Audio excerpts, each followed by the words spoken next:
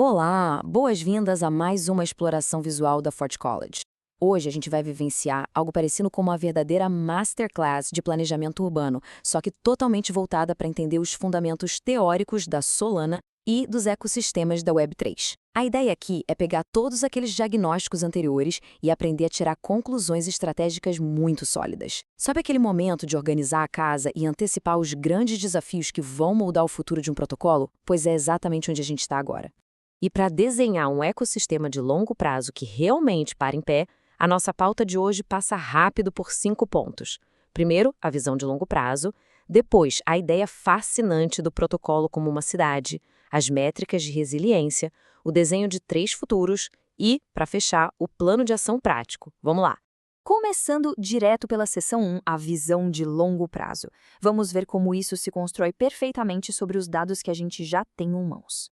Fazendo uma ponte com a nossa análise anterior sobre aceitação e compatibilidade de mercado, a gente está vivendo agora uma verdadeira mudança de chave. A gente deixa de simplesmente apagar incêndios e diagnosticar atritos de curto prazo e passa a usar telescópios, por assim dizer.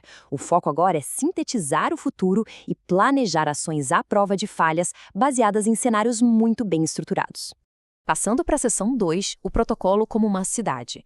O que é realmente genial sobre esse modelo mental é como ele simplifica uma arquitetura técnica incrivelmente complexa e a transforma em algo que qualquer pessoa reconhece na hora. Pensa bem, ao tratar a Solana ou qualquer protocolo de ponta como se fosse uma metrópole, o abstrato vira físico. Os validadores e runtime central, eles são a rede elétrica da cidade. A economia do token é literalmente economia local. A governança funciona como uma prefeitura, cheia de burocracias. E aquelas ferramentas de desenvolvimento ruins? Elas são basicamente estradas esburacadas e cheias de lama, onde absolutamente nenhum desenvolvedor quer dirigir. Faz muito sentido, né? Um ótimo exemplo é o atrito de interoperabilidade. Ele age exatamente como pontes caídas entre bairros ricos. Isso atrasa de forma agressiva o tráfego de dados, cria rotas de execução terríveis e, o pior de tudo, faz com que novos habitantes, ou seja, os construtores geniais do mercado, simplesmente desistam de se mudar para essa cidade. É um problema estrutural gravíssimo. E isso nos leva à seção 3, as métricas de resiliência. Vamos entender como medir os sinais vitais e a saúde geral dessa nossa cidade-protocolo. Primeiro de tudo, é fundamental definir o MTTR, que é o tempo médio de recuperação. Trazendo para o mundo do planejamento urbano, essa métrica é, na prática, o tempo de resposta das equipes de emergência quando ocorre um apagão gigantesco bem no meio do distrito comercial. É a capacidade real do sistema de isolar falhas o mais rápido possível. Estabelecer uma linha de base super rigorosa é crítico aqui.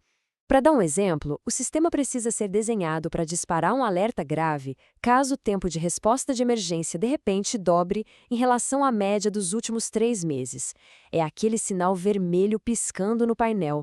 E falando em riscos, a centralização traz um perigo de colapso estrutural gigantesco. Olha só o conjunto de validadores. Se apenas 3 ou 4 megacorporações controlam a distribuição de energia da cidade inteira, um único ataque ou uma falha de hardware isolada tem o potencial de apagar a metrópole inteira em questão de segundos. É um ponto de falha único que a gente não pode ignorar de jeito nenhum. Seguindo a mesma lógica, uma queda na quantidade de projetos ativos mês a mês é o equivalente exato a empresas fechando as portas e abandonando um bairro comercial porque a prefeitura é lenta demais. Se os construtores vão embora e os projetos caem, a cidade simplesmente morre de inanição econômica. Então, guardem essa regra de ouro extraída da teoria. Métricas precisam ser tratadas como gatilhos concretos para decisões estratégicas urgentes, e não apenas como troféus de desempenho para fazer um painel de controle ficar bonito na hora de atrair capital. A métrica tem que gerar ação. Entrando na seção 4, desenhando 3 futuros. Vamos mergulhar no fluxo de trabalho prático e entender como elaborar esses cenários estratégicos usando todas essas medições que a gente acabou de ver. Sintetizar tudo isso exige método, não dá para ser no chute. O primeiro passo é reunir as evidências, como o histórico de incidentes e o nível de atrito dos desenvolvedores.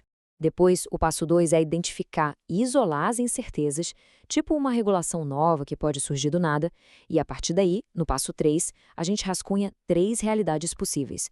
Um futuro otimista, um cenário base mais realista e, claro, um cenário adverso, onde as fundações tremem de verdade. E finalmente chegamos à seção 5, o plano de ação.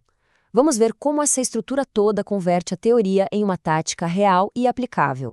A fase de planejamento se encerra mapeando passos que sejam concretos e totalmente acionáveis. É como se a prefeitura estivesse promulgando leis de zoneamento emergenciais. A gente define quem vai fazer o quê, estabelece quais serão os alertas precoces disparados caso dê problema, e então o documento final toma forma.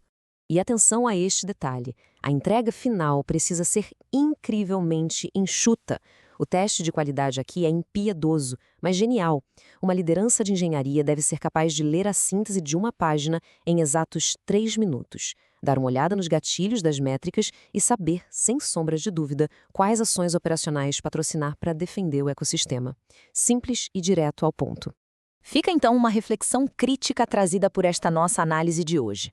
Olhando para as redes atuais, quais pontes estruturais estão prestes a desabar sem que ninguém perceba? Quais vulnerabilidades se escondem sobre o asfalto do nosso ecossistema? Para continuar dominando as fundações da Solana, estratégias super avançadas da Web3, não deixem de visitar o site ford.college. Conhecimento para construir o futuro está lá esperando. Até a próxima exploração.